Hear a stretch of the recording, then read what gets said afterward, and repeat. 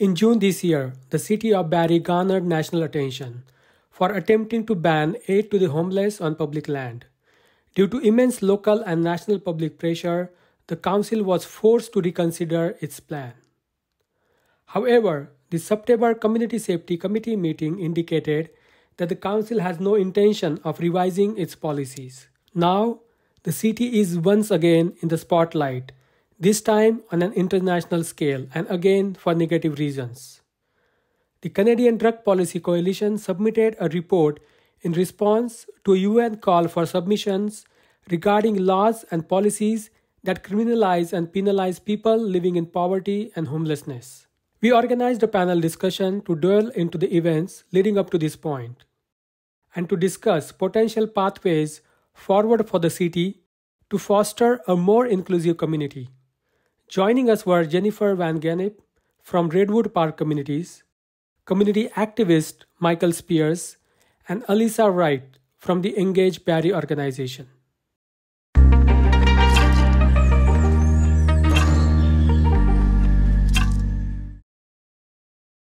Thank you so much for taking the time to join me today.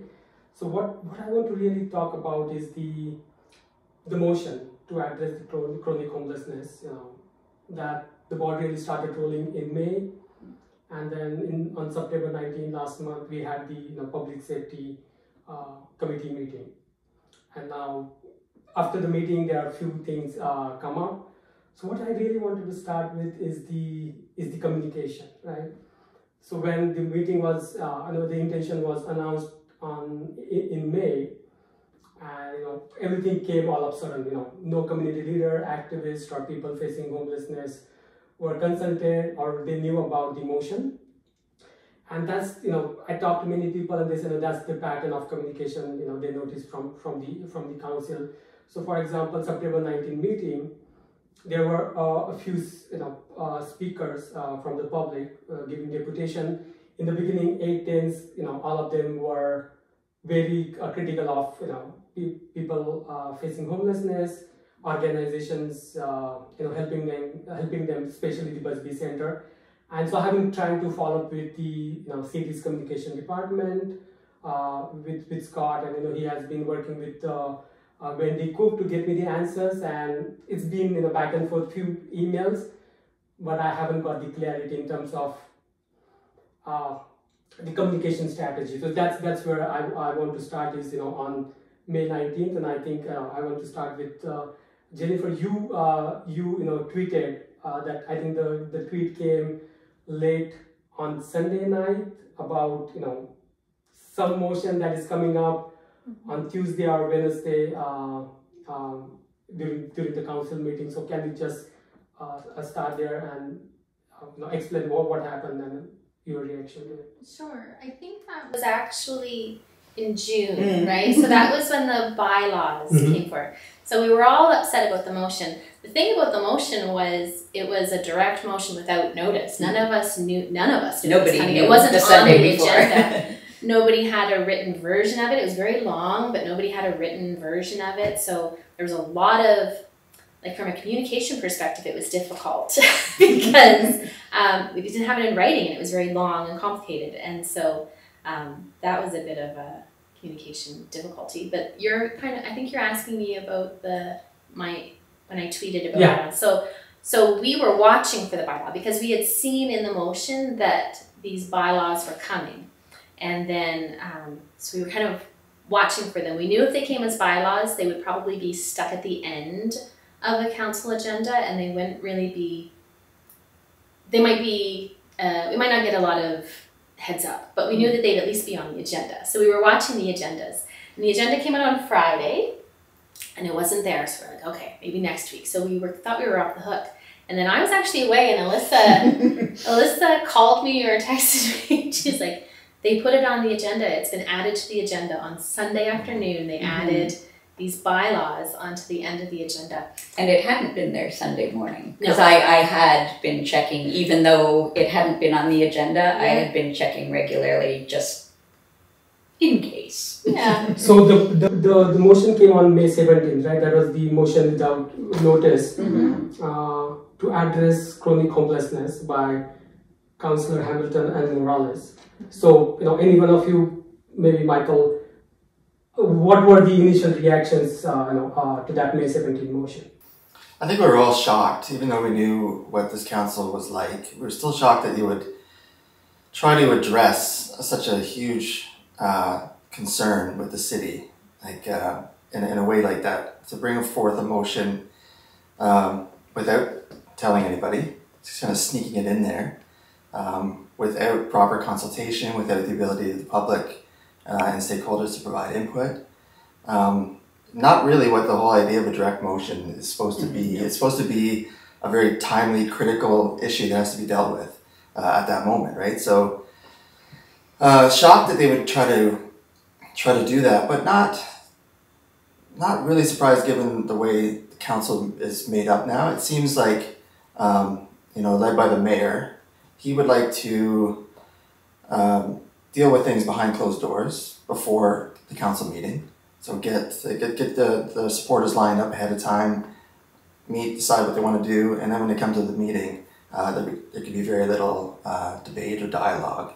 And the whole idea of any type of consultation with the public kind of gets in the way of that mindset and that kind of focus. So I think we were all obviously we were pretty angry that they would try to sneak something like that in.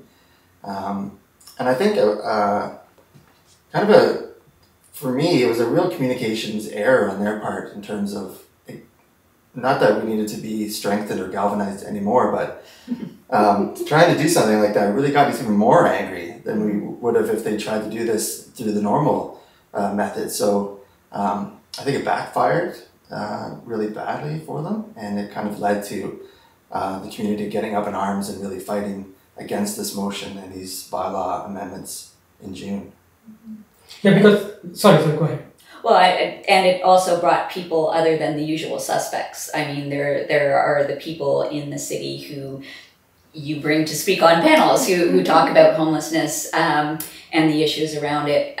There were a lot of faces that we haven't seen, and a lot of different organizations from outside the city as well that took notice that, maybe the silver lining is they wouldn't have taken so much notice if it had gone through the proper channels, but that might just be me being Pollyanna-ish. But the fact that they did try to push it through as a direct motion without notice just rang alarm bells for many people who might not otherwise have been paying attention. Yeah, and I would add, there were lots of things in the motion that we liked. To be fair, there was funding. Funding on levels we've never seen from the city for what's considered a social service problem. Lots of things. I mean, not a lot has materialized so far. Yeah. But so there were good things. There were concerning things for sure. But and honestly, I don't know if you remember, but when it came out, I was like, guys, I don't think we're gonna have, nothing's gonna come of this spring. Do you remember me saying that? You're like, yeah, I hope so, But I really thought, because it said it included a public meeting in the thing, and I just really thought that, we had just a few weeks left at council before summer break, and I thought there's no way that they're gonna, send this back, have bylaws come back, and for it to all back and forth and have time to have a public meeting. This will be pushed off till fall.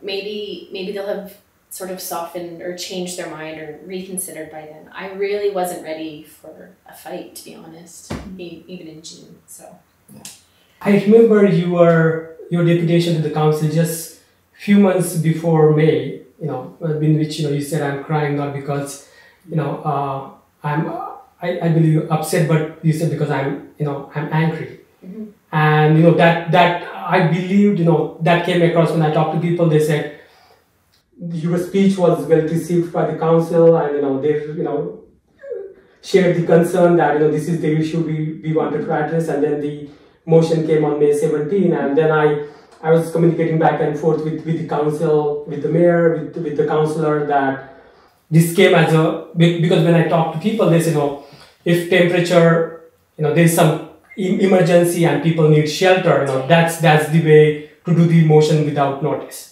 So I was talking to the mayor's office, to the councillor, what was going on, were you aware about this? So all the councillors say, they were aware about the motion.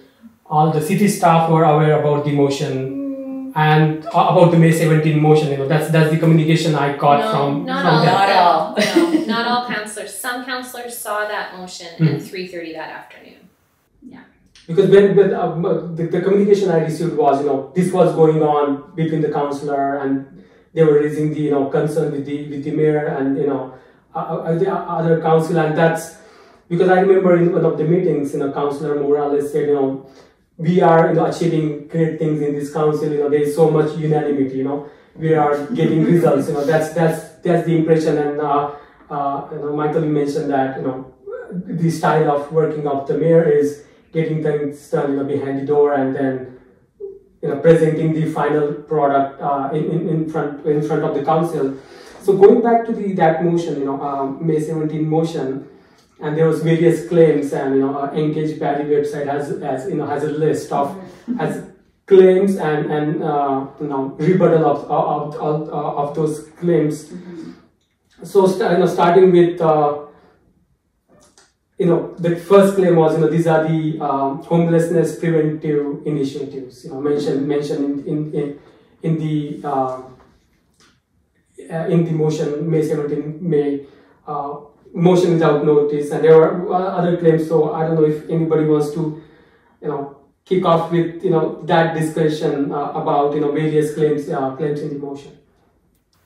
Well, I think the name itself, right? There's not very Yes. much to address chronic homelessness in the motion, right? There's some good things in terms of funding goals, not very specific from my point of view.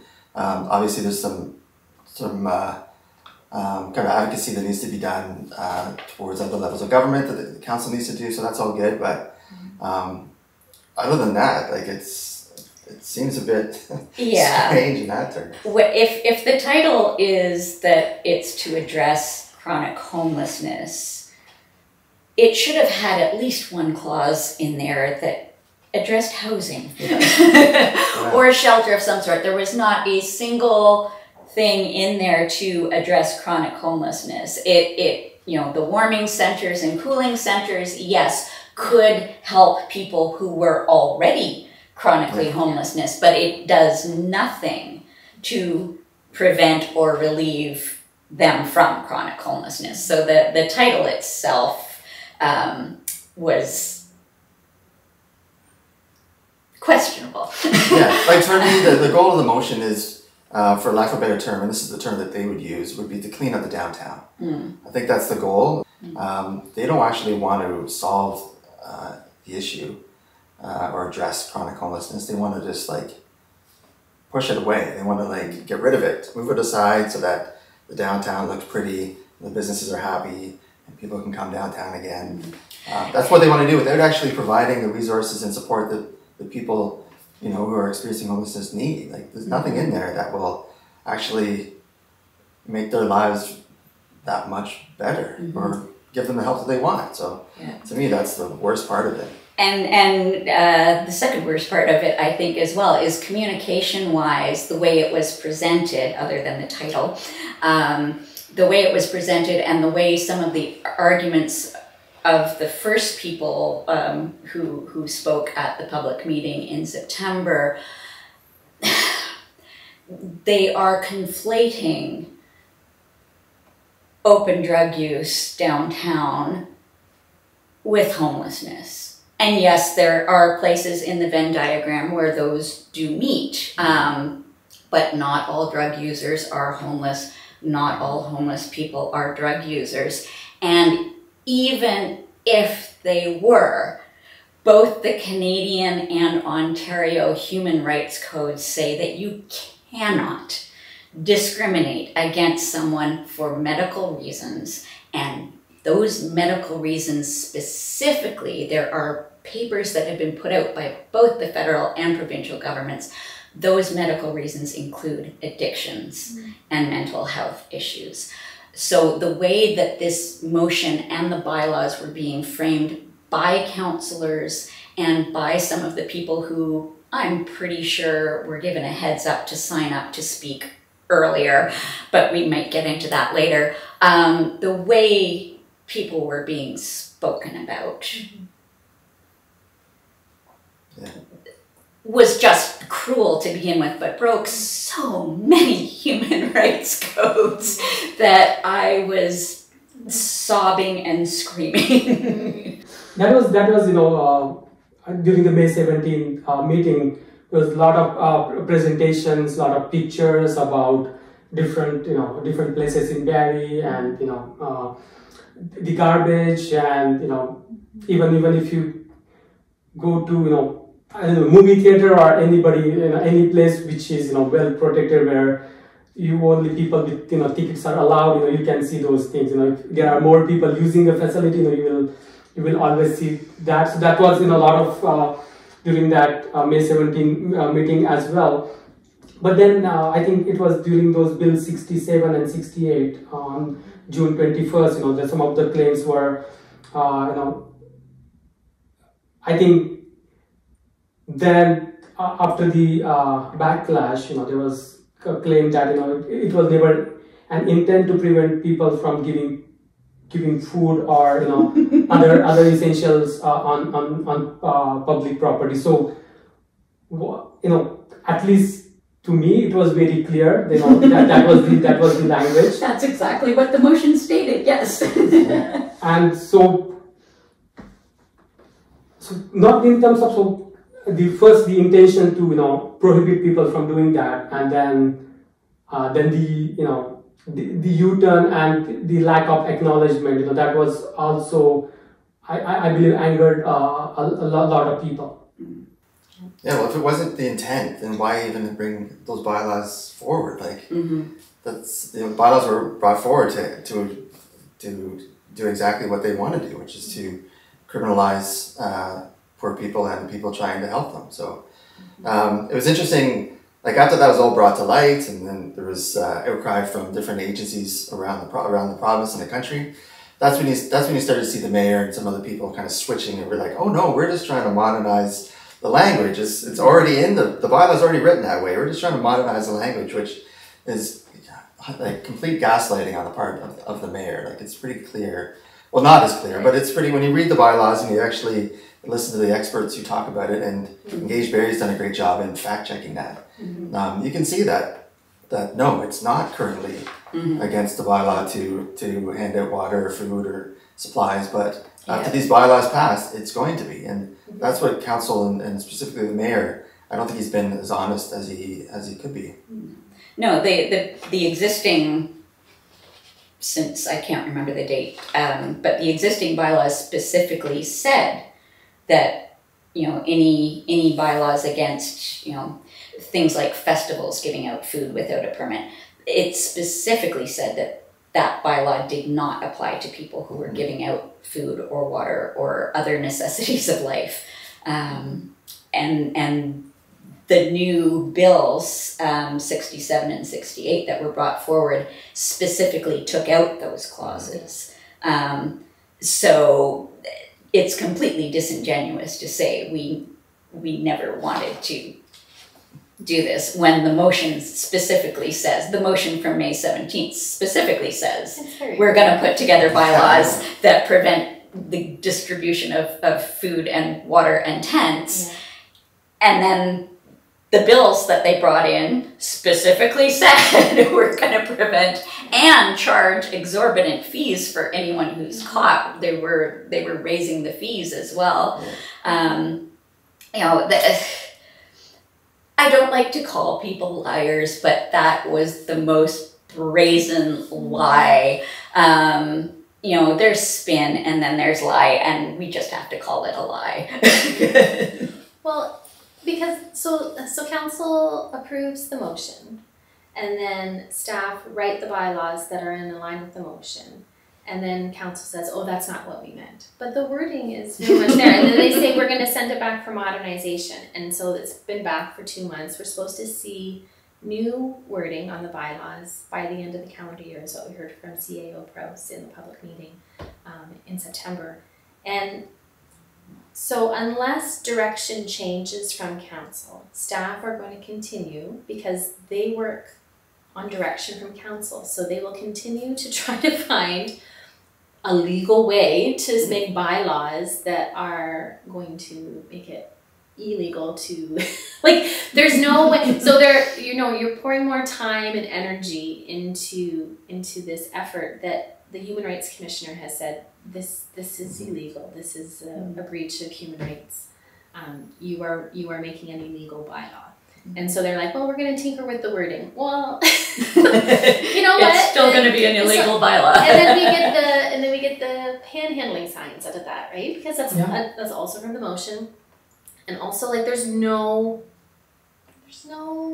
really good way to make those signs. They came out and they had to be taken down within 24 hours. They were back down, right? So yeah, just a little bit about, I was about to get to that, but okay. So just about what were the signs, and because those signs, you know, any discussion of those signs did not come up during the, September meeting. Well, thank you. Yes, this is a good point, because we had that public meeting and people specifically said, what are we doing with this panhandling sign situation?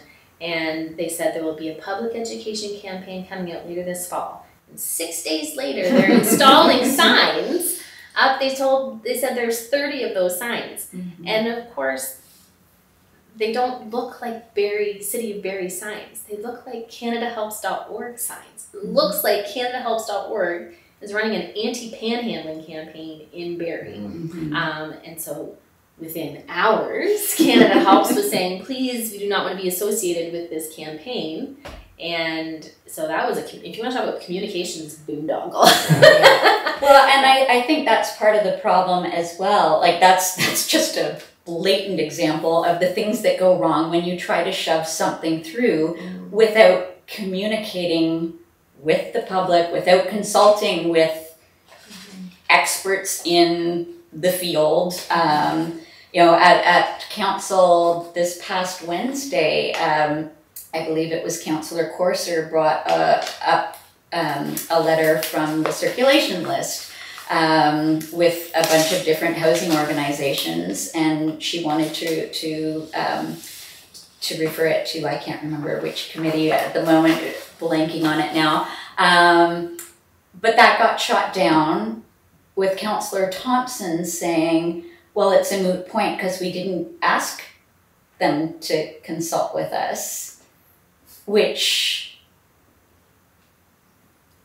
if I were going to make a bill about something, why would I specifically not consult with the people who know the field?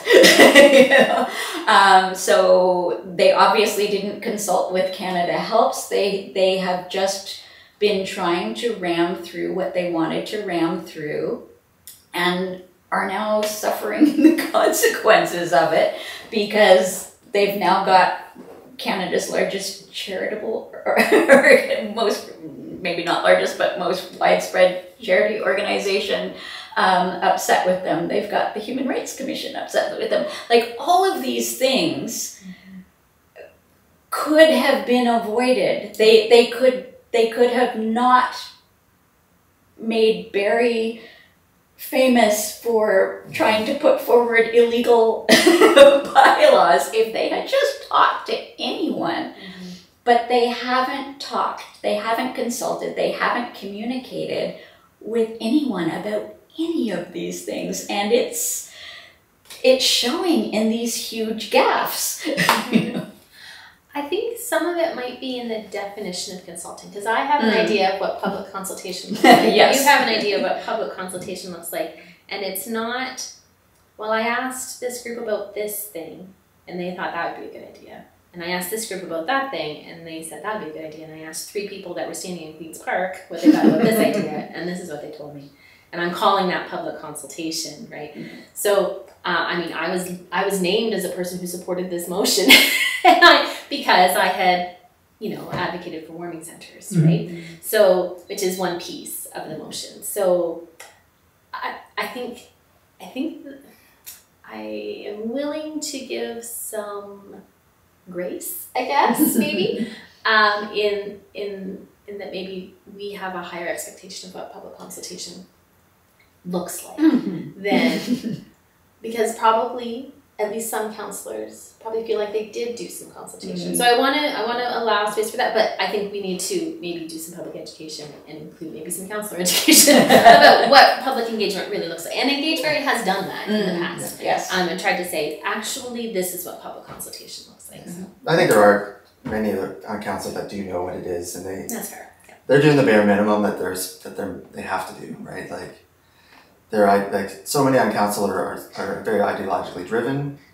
led by the mayor. They have a sense of what they think will make Barrie better, and a lot of that is very individualized sense of the work that needs to be done. And yeah, I think like when you're dealing with something this big, it's and it's so important that there's no high level of consultation. Like you need to do as much consultation as you humanly can do. Like set a timeline, a schedule for where you want this stuff to be done, and then work back and say, okay, we need to have 2 town hall meetings. We need to do this. We need to speak with people with lived experience. It seems to think something that's lacking. We talk to business owners, but how much have they spoken with or tried to reach out to people experiencing homelessness or people that use drugs to see what they want, like what services and resources will make their lives better. Like that needs to be the starting point here. And it's just been something that's been totally forgotten by council. Yeah, so that brings me to $825,000 being allocated to address the chronic homelessness. That's what the council said, and so there were a number of items and the family reunification fund. So these names are really interesting, right? So starting from from the motion, and then family reunification fund,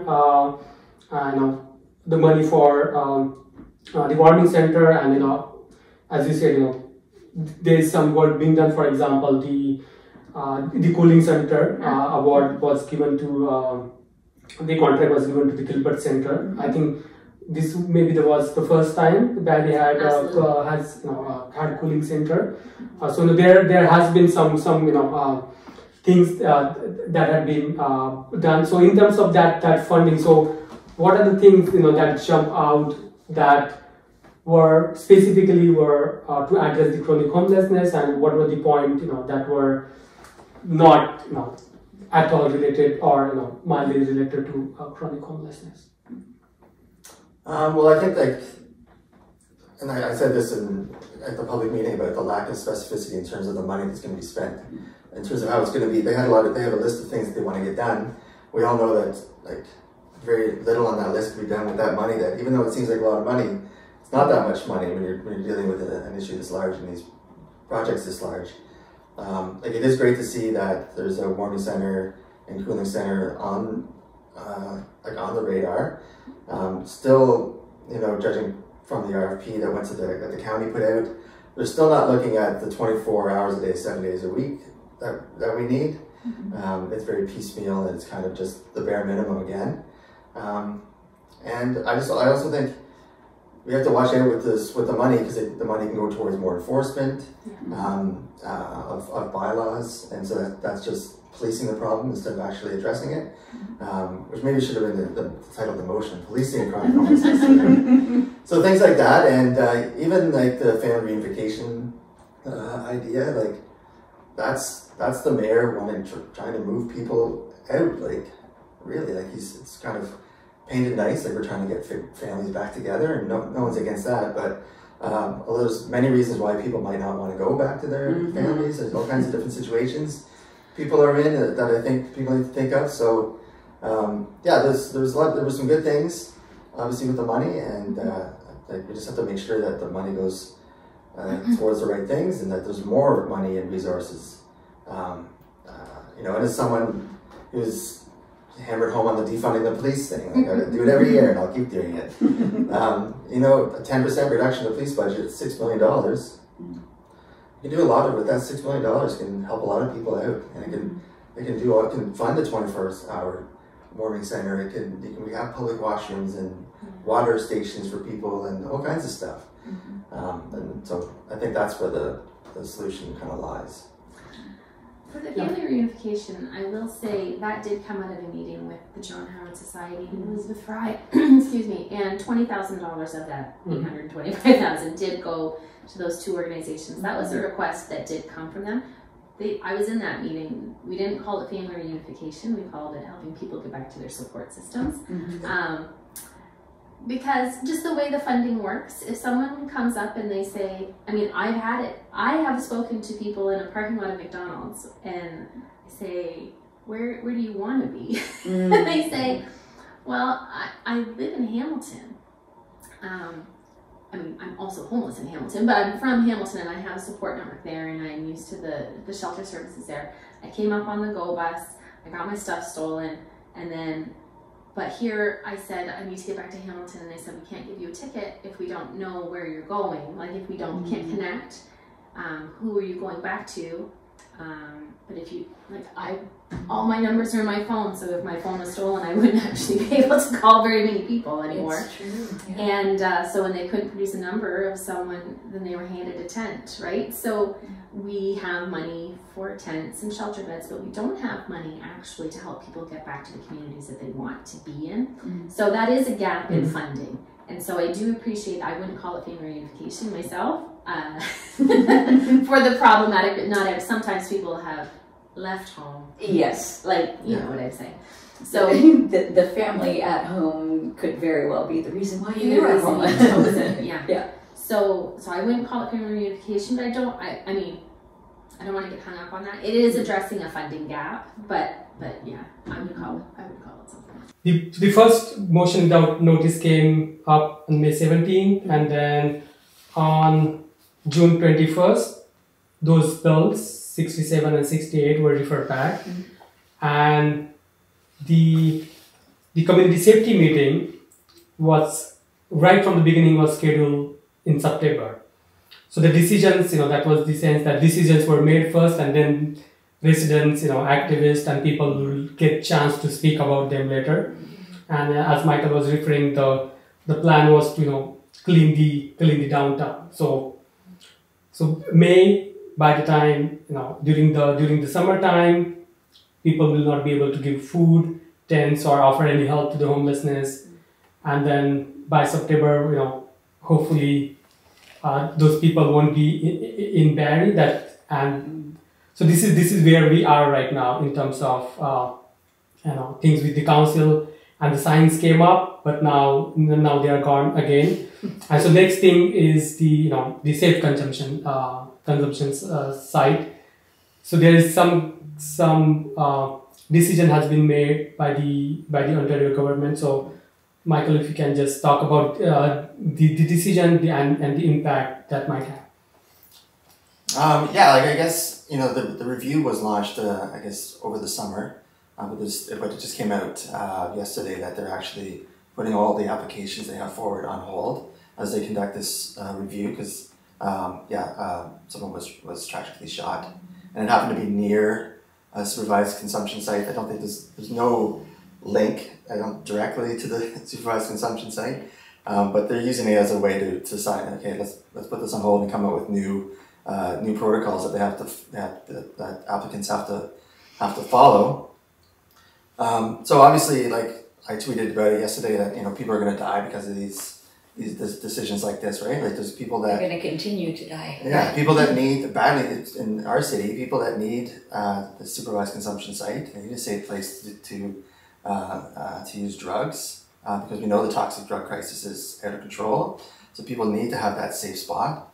And so now we're back to where we were before. I think now the community has no idea what's going to happen with this process. The government was already dragging its feet. Council wasn't doing anything to move that forward.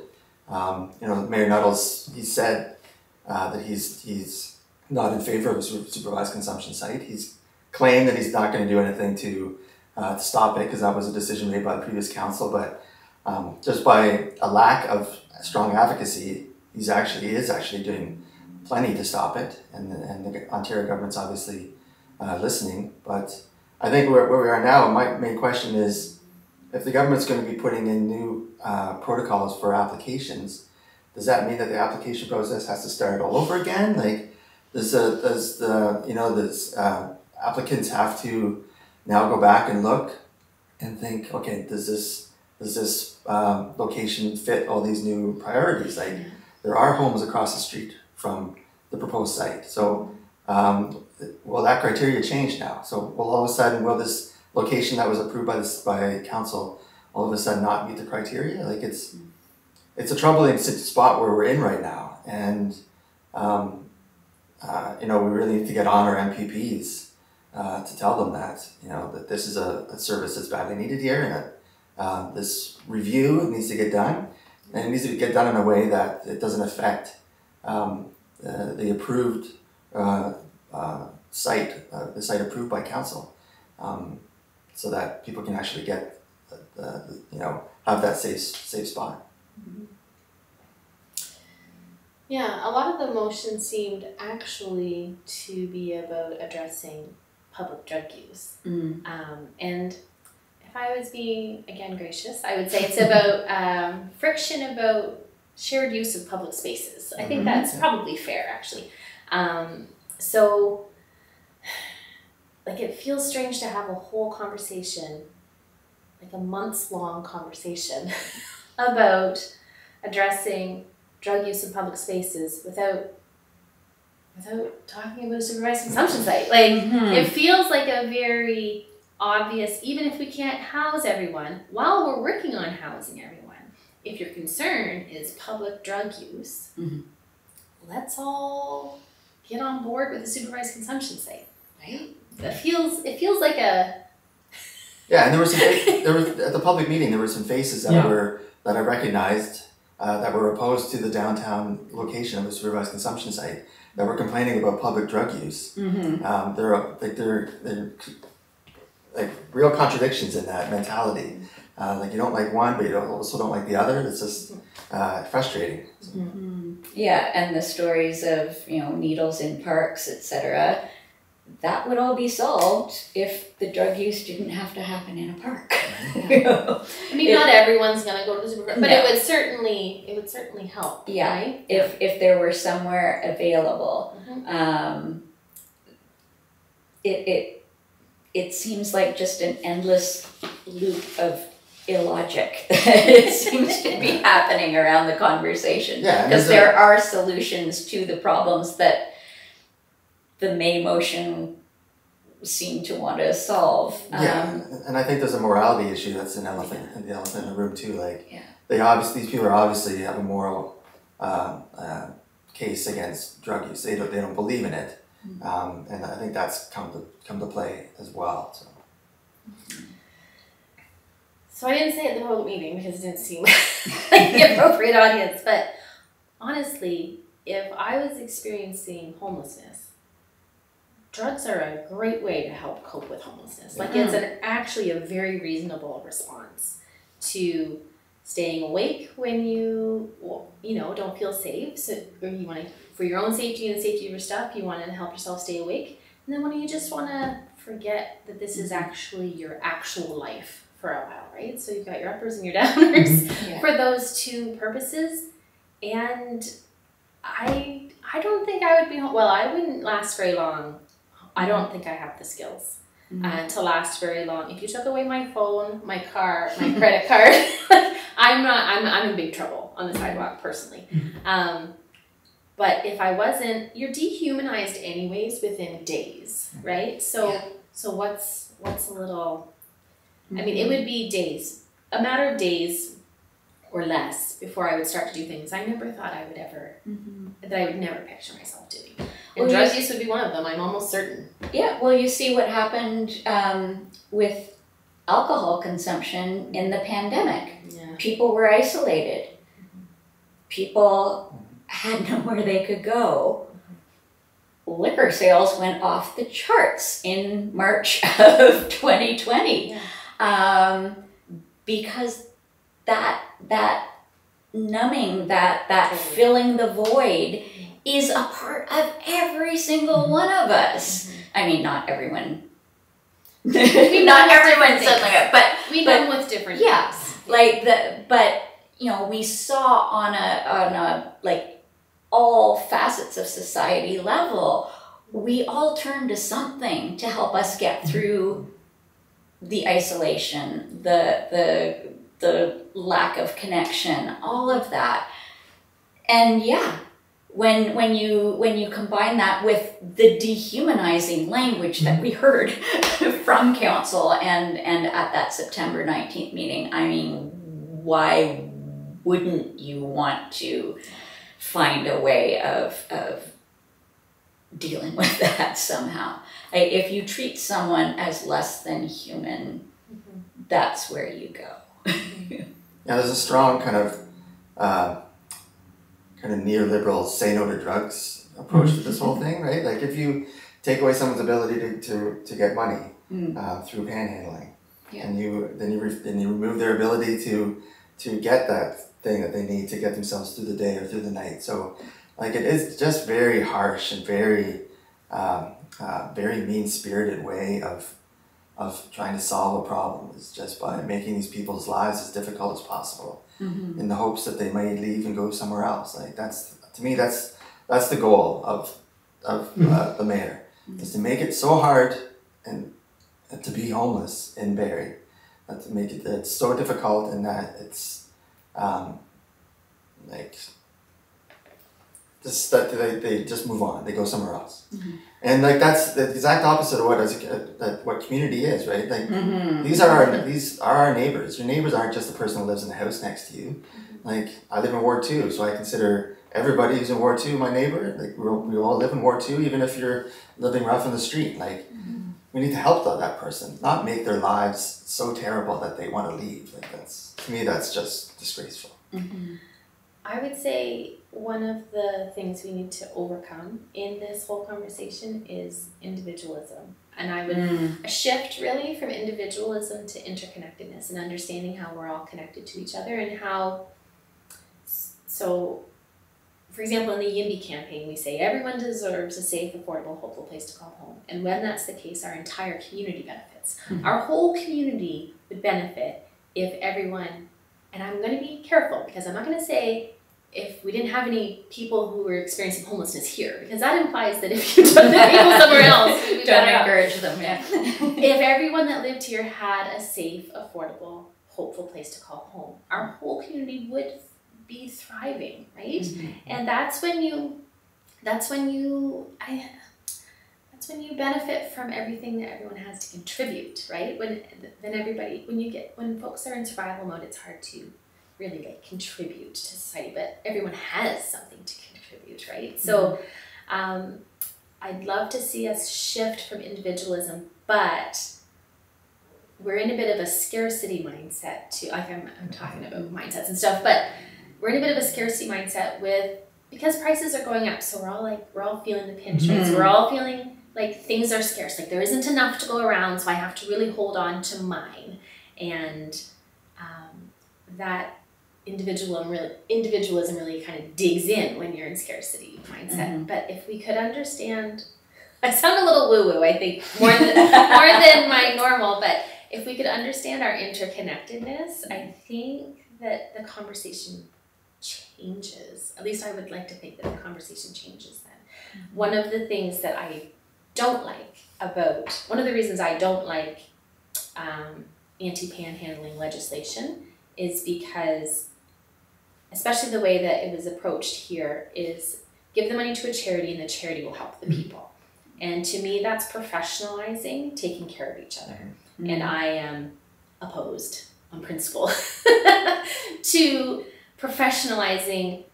Like, there are formal supports and there is a place for formal supports, but the informal supports where we all just look out for each other, it's like I can hire someone to do all kinds of things, but also if my neighbor will just help me out, you know what I mean? Then it's just a better way to live. Yeah, like the person across the street from me comes over, they need to borrow a couple eggs for making a cake. What am I supposed to say? Sorry, I can't give you. I'm not going to give you eggs, but I'll donate to the food bank. Yeah. Then you go down to the food bank and get a couple eggs. Like, it's absurd. Like, and that's what Jennifer was saying. Like, we need to be promoting helping each other out. not discouraging it. And yes, it's important to give to social service agencies and those doing the hard work of outreach, but it's also important to when you're walking downtown, if you see somebody, say, hey, how's it going? How you doing? Do you need anything? Do you need some water? Do you need a couple bucks to get coffee or whatever like that? Like, not only does it make that person's, if they need that, it's a service or something that they need, but it builds community, and it's not an us versus them. Yeah. It's that they're living in Barrie, I'm living in Barrie. I'm getting to know you and stuff. I'm getting to know what you're like, and I think that's the biggest thing. When I used to, I'm no longer volunteering with Ryan's Hope because of time constraints, but like just walking around in the evening doing outreach, you get to know people, you get to see how friendly everybody is, and like by the end of a shift, you're like, these people are great, and we're helping them out, they're helping me out by kind of opening my mind to different points of view and stuff, and we just need to think a bit more like that instead of kind of looking at the problem as being really scary that we have to get rid of. But it is different. It's a totally different mindset than a lot of people on council are at right now. So because this came up, during the September 19 meeting, that a lot of these people who spoke during the deputations were with the property owners, downtown, and their main concern was this is my business, and I just want me, my tenants, their businesses, and people who come there to buy. Those are the people who belong to downtown, and some of them were advocated for more policing. And I think maybe one gentleman said, let's have this safe consumption site, so at least these people will move away from the downtown. But then again, as you said, there are some moral objections a few people have when it comes to safe consumption site. And I don't know if this is related, but during the Truth and Reconciliation day at the Spirit Catcher, one of the indigenous elders, and he spoke about he was from Aurelia, and then he spoke about how in that town, and I think that this happened in Barrie as well. Indigenous people were not allowed near water. They were not allowed in churches. We are talking about Victorian period. Mid 18, late 1800, and many were forced onto reservations, not allowed to go into the stores, buy anything. So that and then knowing the history of India, British colonization of India, and how people were just uprooted from their land, and many of them were sent to slums. So this kind of the vibes that I got was the really late 1800, that colonial mindset that who belongs here and who doesn't belong here. So in today's definition, I do belong here because I have a house, and especially I have a house, and I'm making steady money. But if I'm not in that category, then I also don't belong here. And that especially when came during council negotiation advocated for the family reunification fund. Someone who came here as a refugee to Canada, and then he was saying who belongs to Barrie and who doesn't belong to Barrie. So that's the whole that aspect I think was kind of overlooked and not much discussed in detail about what kind of mentality. And you spoke about the community. You both spoke about the community and helping each other. So how much that is still there in Barrie? I feel that I've been living here for 2 years, but I feel that very kind of colonial mentality is still very prevalent in the city. I would say one of our deepest core desires is to belong. And in order to do that, we have to create an us and a them.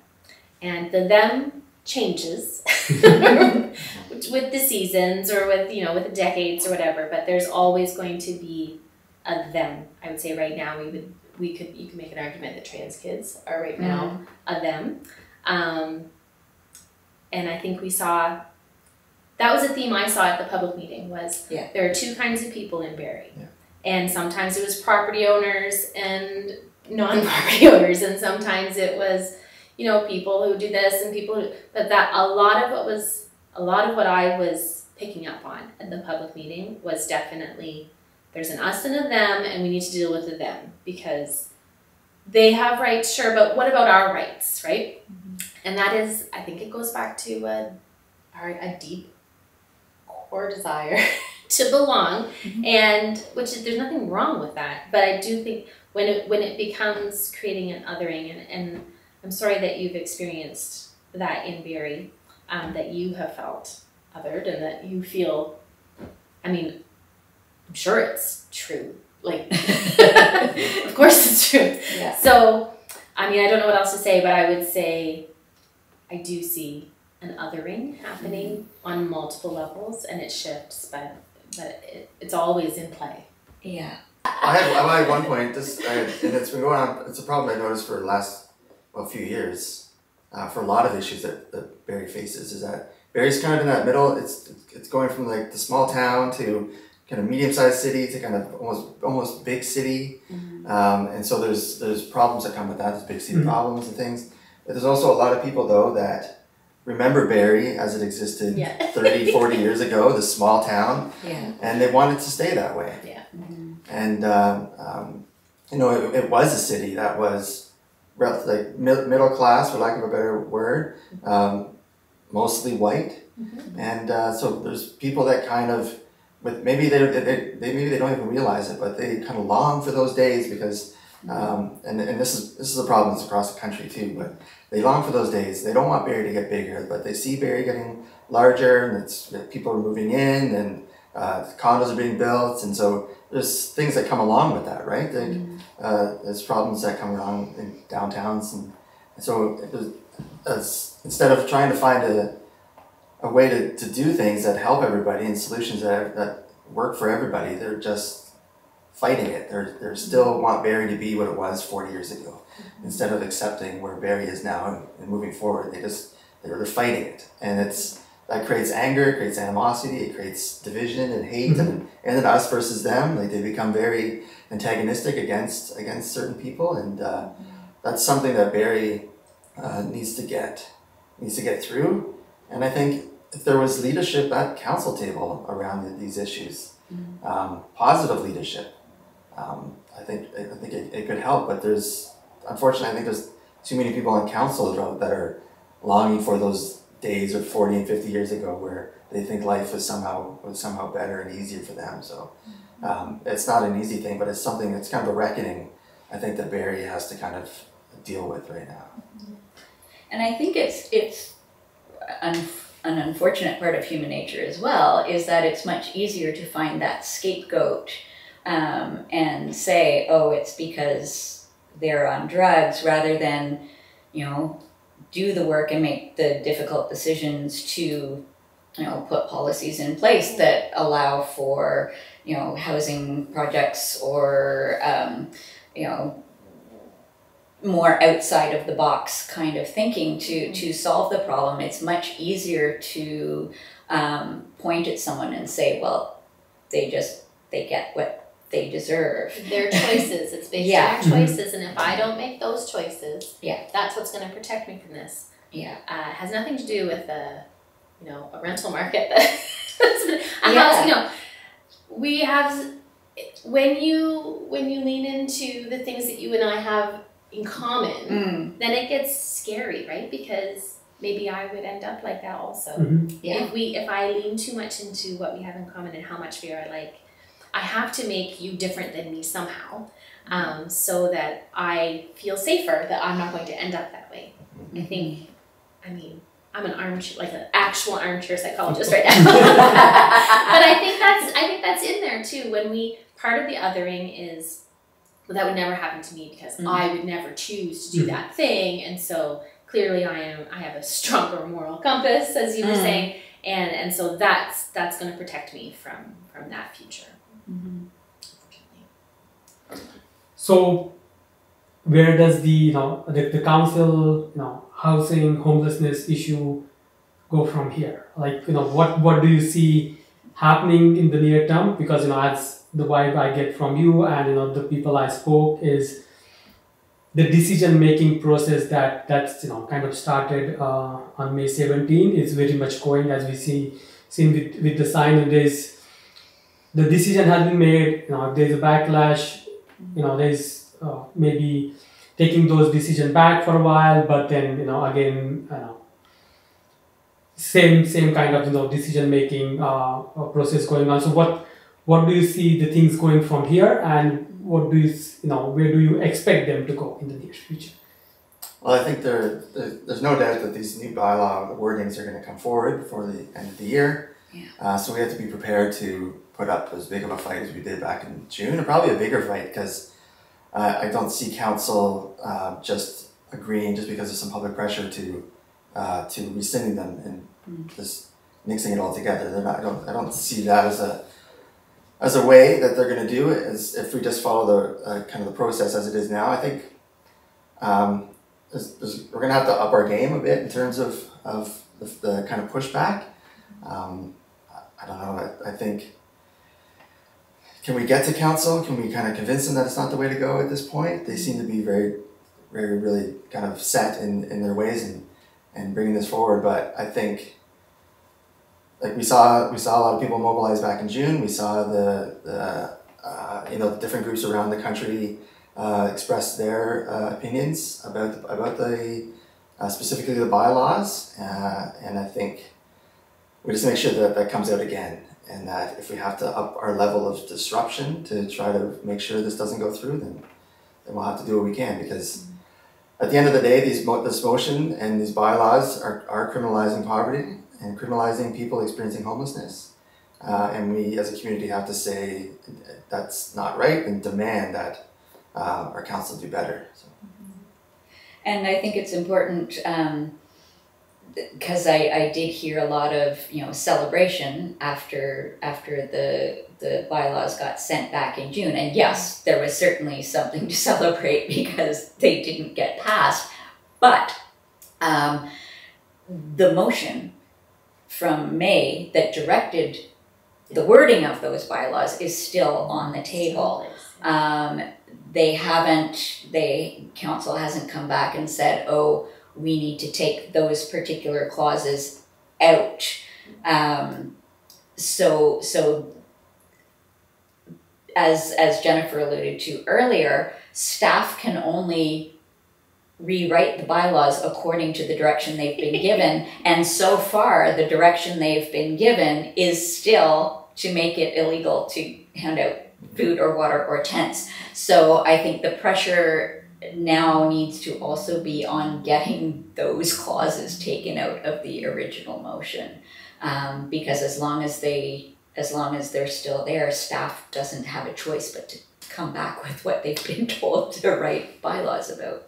Is there any kind of communication like between the council and the community groups, organizations, activists, in terms of those now have been sent back? So who is working, like, are you guys, any one of you, or do you know somebody working in the council? I think council knows where we stand. I don't think there's going to be any difference, but I don't know if you want to. Nobody's reached out to ask me. Like, nobody's reached out that I know of to talk about different ways to word it. Mm-hmm. I think we're going to get a slightly different version of the same thing. Yeah, I think that's why it's taking so long, is because staff's trying to okay, how do I reword this? Yeah. So they're struggling with it because they do have direction from council that's very clear, and so that's what they have to do. So they're trying to figure out a way to wordsmith it in a way so either to confuse us all or to make it at least sound nicer. But at the end of the day, it is what it is, and that's not changed. Yeah. And now the various human rights organizations are watching as well. So I mean, staff is in a pretty ridiculous place right now because they're stuck with having to write something that is illegal. Yeah. So their jobs depend on them following council directions, but if they follow council directions, they're going to write another thing that is totally illegal. And the old bylaw is sitting on a desk at the United Nations now. Like, that's not what that's not the kind of spotlight you want the city to be in. So. Yeah. So what are your expectations from the council, from the city? Well, I mean, unless council changes the direction and removes those two, the panhandling piece and the bylaw piece from the motion, we're just gonna see this continue. They're gonna keep bringing forward bylaws or signs and there'll be public outcry, and then council might say, well, that's not what we meant, except it is what you meant, because it's actually what's written in the motion. So, I mean, it might not be what you meant, but it is what you voted yes to in a motion, right? So maybe you thought it was going to go a little differently.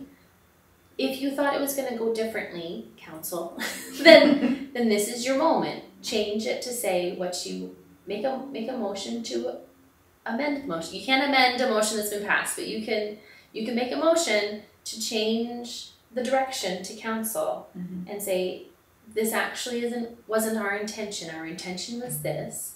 And I think that's the only way forward. Otherwise we're just gonna be in this cycle because staff has to do what council asked. And I would challenge if there's a member of council that doesn't believe that the spirit that there was a spirit that was intended to criminalize people. If they firmly believe that, then I challenge them to put forward a motion to change the directive that is going to staff. Stand up and actually say that you made a mistake when you unanimously voted to support this motion in the first place, and say you're against it and that it needs to be changed. So, do we have a councillor that's going to do that? I don't know. At least I will reach out to them and see if that's what they intend to do. But in terms of the policies addressing homelessness, safe consumption site, warming center, cooling center. So is this funding sufficient, or what else needs to be done to address the issues? Well, I mean, some of it sits like supervised consumption that sits with the province, right? That's warming and cooling, that is a partnership with the county. So that money is actually from the city going to the county, and then the county does the request for proposals. And that's all moving forward. It looks like the initial, I don't know that anything's been signed yet, but it does look like it's going to be better than what was the initial request for proposals. Not just at -15, those kinds of things. So I think we're going to see some progress there. But I mean, some problems you really can throw money at, but not all problems. And a municipal government is in a tricky spot, really. Like, there's only so much they can do, right? I think I'd love to see us stop having these little small problem-solving conversations and just kind of think bigger picture. Think who benefits from the current system. Like who, for real, who benefits from our current systems, and how can we change our whole system? I mean, it's not a small conversation. It's a braver conversation to have, I think. But how can we change our whole system? What would it look like if we actually centered the needs of the people that live in this city and not investors from outside of this city? What if you couldn't buy political influence?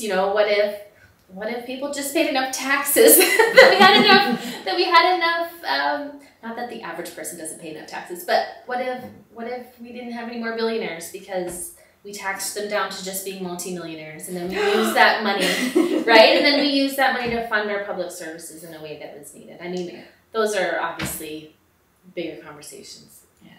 As we say, above my pay grade. But otherwise, like, we're just tinkering around the edges of a broken system, except that I was recently told there are no broken systems. The systems are working exactly how they were meant to work. And so then you do have to take a look at who's benefiting from them and see. And I think in terms of things that the councillors could be doing, I think the big city mayors council, which our mayor is a representative on, they could be pushing the province for a lot of things that they can help, because they are in municipalities they do have a problem raising revenues to a sufficient level. They're kind of hamstrung by what the system is. So I think the big city mayors can be advocating for the province for some changes, and they can be looking at a way. Do we need to reopen the Constitution to provide municipalities with more powers, like you see south of the border? Like cities in the United States have a lot more power to do things. So there's a lot of things that if there was any leadership from this council and from other councils across the province, if you saw that leadership in trying to actually look at the system from a wider perspective or broader perspective, like there's things that could be done. It's not easy, but there's things that could be done on a grander scale to make it a little bit easier for municipalities to address these types of issues. Any final thoughts, Alicia, about? Well, I think all levels of government need to start working together and stop finger pointing of, oh no, it's their responsibility, no, it's their responsibility, because it's all levels of government responsibility. And it's the responsibility, as Jennifer alluded to work for the people who are in the city and not for the people. I mean, I'm not completely, starry-eyed. I do realize that you do have to attract investment into the city. I'm not going to say, anything, any blanket statement about investors or developers, but the people of the city who are elected leaders are elected to represent, and they need to make sure that the people are the focus first.